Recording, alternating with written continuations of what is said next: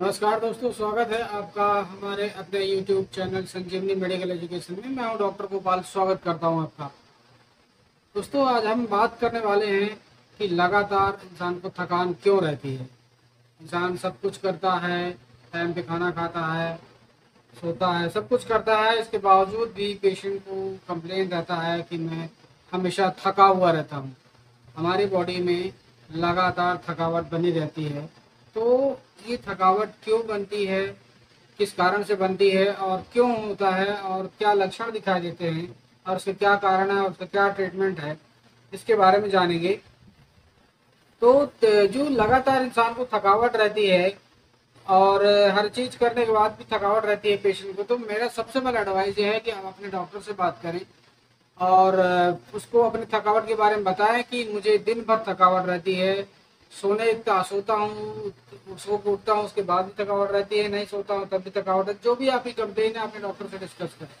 अगर आपका डॉक्टर आपका सारा टेस्ट इन्वेस्टिगेशन कराने के बाद भी अगर आपको एडवाइस करता है कि आपके अंदर कोई इलनेस नहीं है, कोई डिजीज या कोई बीमारी नहीं है, कोई थकावट की ऐसे कोई सिम्टम्स दिखाई नहीं देते, कोई बीमारी के कोई संकेत दिखाई नहीं देते हैं, तो आपको अपनी लाइफस्टाइल में बदलाव करने की ज़रूरत है। आपको अपनी दिनचर्या में बदलाव करने की ज़रूरत है। और वो कौन कौन से बदलाव आपको करने पड़ेंगे, आपको खुद फाइंड आउट करना पड़ेगा। आपको देखना पड़ेगा कि कहाँ कहाँ पे मुझे प्रॉब्लम हो रही है या कहाँ कहाँ हमसे चूक हो रही है। तो इसमें सबसे पहला कारण है आपको रिफाइंड जो कार्बोहाइड्रेट लेते हैं। रिफाइंड कार्बोहाइड्रेट मतलब जो हाई शुगर हम जो लेते हैं, हाई शुगर की मात्रा हम चाहे हम जलेबी खाएं, शरबत पिए, शुगर केन लें, आपको पिज़्ज़ा खाएं, स्वीट लें, जलेबी खाएं, टॉफ़ी खाएं, कोई भी चीज़ अगर हम लगातार हम खा रहे हैं, स्वीट की मात्रा हम ले रहे हैं, किसी प्रकार का स्वीट हम रेगुलर खा रहे हैं, शक्कर खा रहे हैं, गुड़ खा रहे हैं, टॉफ़ी खा रहे हैं, आइसक्रीम खा रहे हैं, पिज़्ज़ा खा रहे हैं, बर्गर खा रहे हैं, इनमें कार्बोहाइड्रेट की मात्रा ज़्यादातर होती है। ज़्यादातर मात्रा होती है। इस कारण जैसे ही आप इसको लेंगे आपके ब्लड में शुगर का लेवल स्पाइक होगा। जैसे ही ब्लड में शुगर का लेवल बढ़ेगा आपके शरीर में थकावट होगी। शुगर का लेवल बढ़ेगा, इंसुलिन का लेवल घटेगा, इंसुलिन का लेवल घटेगा, इंसुलिन का लेवल बढ़ेगा, शुगर का लेवल घटेगा। ये स्थिति कहीं शुगर का लेवल घटेगा, कहीं बढ़ेगा, कहीं घटेगा, कहीं बढ़ेगा। ये साइकिल अगर आपकी बॉडी में चलती है तो आप निश्चित तौर पर मान के चलिए कि आपको थकावट होनी ही। आपको क्या करना है, इसको बंद करना होगा, इसको आपकी लाइफस्टाइल में चेंज करना होगा। इसकी जगह आपको फ्रूट्स लेंगे। फ्रूट्स कोई भी आप फ्रूट्स ले सकते हैं। फ्रूट्स में प्रेजेंट जो आपका ग्लूकोज होता है वो ग्लूकोज एक्चुअली नहीं होता, उससे फ्रैक्टोज प्रेजेंटेशन होता है। और उसकी जो मिठास होती है हमारे बॉडी के अंदर जाके वो हमारे बॉडी को टायर्ड नहीं करती है, थकावट पैदा नहीं करती, वो हमारे बॉडी में एब्जॉर्ब नहीं होती। ब्लड में फ्रैक्टोज एब्जॉर्ब नहीं होती, हमारे बॉडी को एनर्जाइज करती है लेकिन ब्लड में एब्जॉर्ब नहीं होती है, ब्लड में शुगर का लेवल नहीं बढ़ाती है, ना के बराबर उसका लो लेवल होता है, वो ब्लड में शुगर का लेवल इनटेक होता है। इसलिए आप जो आप एक्सेस कार्बोहाइड्रेट की मात्रा आप लेते हैं उसको आप बंद करके आप फ्रूट्स में आप आइए और फ्रूट्स की मात्रा आप अपने आप में बढ़ाइए। आप रेगुलर एक्सरसाइज करिए। अगर आप एक्सरसाइज नहीं करते हैं तो आपके अंदर भी थकावट बनी रहेगी, आलसपन बना रहेगा। अगर आप रेगुलर एक्सरसाइज करते हैं, लगातार आप कसरत करते हैं, आधे घंटे, 15 मिनट, 20 मिनट, जो भी आप एक्सरसाइज करते हैं, साइंस का एक रिसर्च है उसमें ये आपको पाया गया है कि अगर आप रेगुलर एक्सरसाइज करते हैं तो आपकी बॉडी की थकावट बढ़ती नहीं, आपकी थकावट रेगुलर उससे कम होती जाती है और अपने आप को एनर्जाइज फील करते हैं। आपके बॉडी के अंदर अपने अंदर एनर्जी आप फील करेंगे, वो दिन भर आप एनर्जाइज रहेंगे।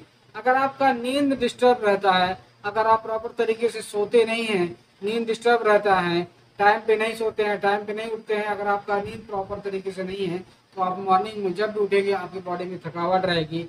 नींद पूरा ना होने के कारण आपको प्रॉब्लम बनी रहेगी। तो आपको गैजेट से सोने से 1 घंटे पहले गैजेट्स, मोबाइल, लैपटॉप, कंप्यूटर, इन सब से दूर होना है, बुक्स पढ़ना है और अपने आप को कंसंट्रेट करके टाइमली सोना है जिससे आपकी नींद पूरी हो। और जैसे ही आपकी नींद पूरी होगी आप देखेंगे आप जैसे मॉर्निंग उठते हैं आप एनर्जाइज फील करेंगे।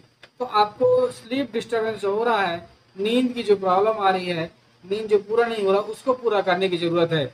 आपको फूड सेंसिटिविटी हो सकती है, फूड एलर्जी हो जाती है। फूड एलर्जी में आपको कोई भी चीज़ अगर खाने से एलर्जी होती है, चाहे आप अंडा खाने से एलर्जी हो रहा है, चाहे गेहूँ खाने से एलर्जी होता है, चाहे दूध खाने से एलर्जी हो रहा है, चाहे मीट खाने से एलर्जी हो रहा है, चाहे रोटी खाने से एलर्जी हो रहा है, कोई भी चीज़ अगर आप खाने से आपको एलर्जी होती है एलर्जी में आपको सांस फूलती है, नाक बहती है, खुजली होती है, रैसेस आते हैं पूरे बॉडी में, एलर्जी, खांसी आती है, छींकें आती है। इस तरह के साथ साथ आपको थकावट भी दिखाई देता है।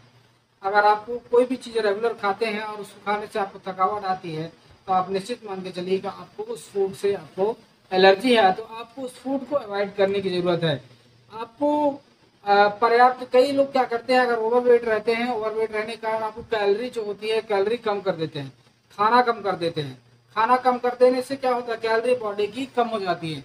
जैसे बॉडी में कैलोरी कम जाएगी, कैलोरी की मात्रा कम जाएगी, तो बॉडी को एनर्जी नहीं मिलेगी। बॉडी के सेल्स टिश्यू को एनर्जी वर्क करने के लिए ग्लूकोज का एब्जॉर्प्शन नहीं होगा, तो उसको काम करने के लिए एनर्जी नहीं मिलेगी, तो इसलिए वो मसल्स और सेल्स में फैटिगनेस आएगा, थकावट आएगी। तो आप कैलोरी की मात्रा अगर प्रॉपर तरीके से नहीं लेते हैं तब भी आपको थकावट की मात्रा रहेगी, थकावट ज़्यादा लगेगी। तो आपको 24 आवर में कम से कम 1200 कैलोरी आपको लेना ही लेना है। उससे कम की मात्रा आपको बॉडी में थकावट पैदा करेगी। अगर से ज़्यादा मात्रा में कैलोरी लेते हैं तब भी आपको बॉडी में थकावट पैदा करेगी। आप कोशिश करिए कि ना तो आपको ज़्यादा लें ना कम लें, 1200 कैलोरी आपको कम से कम 24 आवर में आपको लेना ही लेना है। आपको पर्याप्त मात्रा में प्रोटीन की मात्रा लेनी है। प्रोटीन अगर आपकी बॉडी में, आपको ब्लड में प्रोटीन का लेवल अगर कम रहेगा तो भी आपको थकावट बराबर बनी रहेगी। आप कोशिश करिए कि प्रोटीन नट्स लें, आपको बीन्स लें, आप प्रोटीन सोयाबीन लें, आप सोयाबीन की बड़ी खा सकते हैं, नेचुरल प्रोटीन ले सकते हैं, आप दालें ले सकते हैं, उनसे आपको प्रोटीन की कमी को जो पूरा करेगा।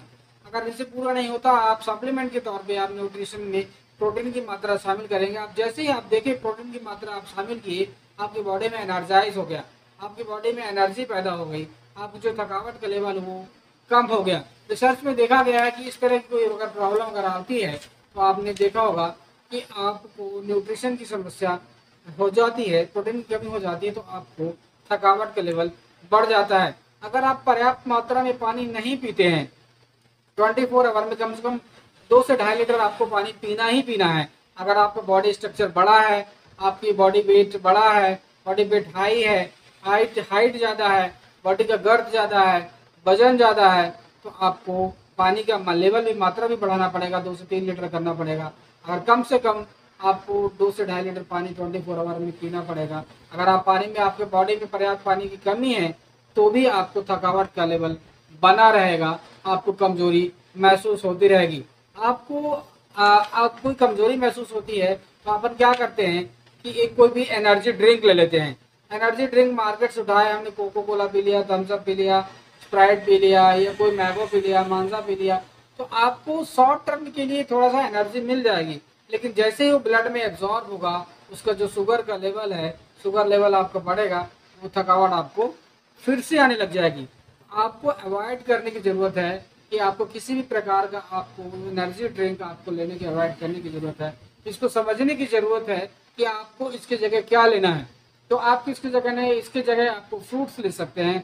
फ्रूट्स में प्रेजेंट आपको फ्रैक्टोज, आपके जो ब्लड के शुगर का लेवल है उसको नहीं बढ़ाती है, और आपका जो फटिगनेस का लेवल है, आपकी थकावट की जो लेवल है वो कम रहती है, आपको आराम रहता है। आपको स्ट्रेस का जो, अगर आपको लगातार स्ट्रेस रहेगा, अगर आपका लगातार तनाव रहेगा दिमाग में, अगर आप तनाव रहेगा तो आपकी बॉडी में एक हार्मोन है कार्टिसोल हार्मोन, वो रिलीज होगा, और जैसे ही वो रिलीज होगा आपको थकावट की समस्या बढ़ जाएगी। आप कोशिश करिए कि जो रिड्यूस स्ट्रेस का लेवल है वो आप उसको कम करें। आप चिंता ना करें किसी बात को लेकर, उसको आप, इसके लिए आपको मेडिटेशन कर सकते हैं, योगा कर सकते हैं, एक्सरसाइज कर सकते हैं, बात कर सकते हैं दोस्तों से, आधे घंटे में समय निकाल के दोस्तों के साथ मिल सकते हैं। आपका स्ट्रेस का लेवल कम हो सकता है। लोगों से मिलिए, बात करिए, अपनी बातें सामने रखिए जिससे आपका लेवल, स्ट्रेस का लेवल कम हो। फैमिली से मिलिए, फैमिली से बातें करिए, उससे आपका स्ट्रेस का लेवल कम होगा। आप रेगुलर एक्सरसाइज करें, योगा का साधन करें, जिससे आपका जो स्ट्रेस का लेवल है, थकावट का जो लेवल है वो कम हो। और फिर भी इतनी सारी चीज़ें करने से आपकी जो थकावट का लेवल है कम नहीं होता है, तो आप अपने डॉक्टर से बात करिए, अपने डॉक्टर को अपनी तकलीफ बताइए कि मुझे थकावट की प्रॉब्लम बनी हुई है, मुझे क्या करना चाहिए। तो आपका डॉक्टर आपको डिसाइड करके बताएगा, इन्वेस्टिगेशंस कराएंगे, जो जांचें होंगी वो जांचें कराई जाएगी, उससे पता चलेगा कि जो थकावट का लेवल है वो क्यों हो रहा है। फिर आपको बताया जाएगा कि जो ये आपकी थकावट है, बॉडी में फटिगनेस है, वो क्यों आती है। आशा करता हूँ जो थकावट की प्रॉब्लम है आपको समझ में आया होगा क्यों आया, क्या कारण से आया और क्या लक्षण दिखाई दिया और हमको किस चीज़ में परहेज करने की ज़रूरत है। आशा करता हूँ ये टॉपिक आपको समझ में आया होगा। समझ में आया तो हमारे चैनल संजीवनी मेडिकल एजुकेशन को जरूर सब्सक्राइब करिए। मैं ऐसा ही इन्फॉर्मेटिव वीडियो लाता रहता हूँ और उसमें कुछ न कुछ शेयर करते रहता हूँ जानकारी के रूप में। इस तरह की जानकारी अगर आप समझते हैं और अपने दूसरे को शेयर करते हैं तो निश्चित तौर पे आप जागरूक होते हैं और दूसरों को जागरूक भी करते हैं। ऐसे ही इन्फॉर्मेटिव वीडियो पाने के लिए हमसे जुड़े रहिए। तब तक के लिए अपना ध्यान रखिए। तब तक के लिए धन्यवाद।